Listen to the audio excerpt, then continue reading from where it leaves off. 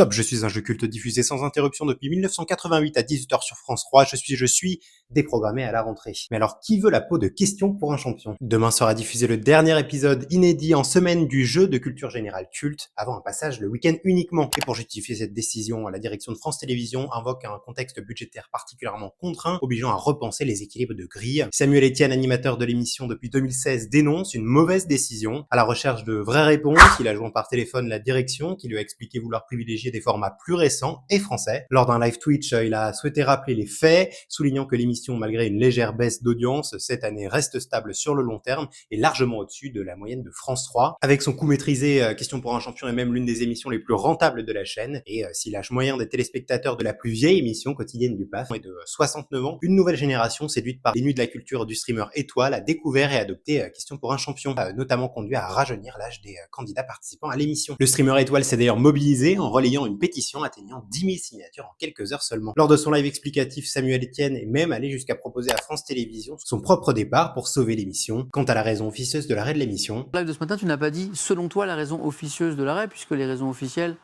elles semblent très, on va dire justes. Et donc, c'est une bonne question, et sincèrement, je n'ai pas la réponse. Et en même temps, ça m'intéresse pas plus que ça, parce que ce qui m'intéresse, c'est pas tellement la réponse, parce que pour le coup, la raison, quelle qu'elle sera, ne sera pas bonne. Ce qui m'intéresse, c'est l'arrêt de ce jeu, et comment on peut éventuellement faire revenir gentiment France Télévisions sur cette décision. Donc en fait, ça ne m'empêche pas de dormir, en fait, de savoir pourquoi ils ont pris cette mauvaise décision.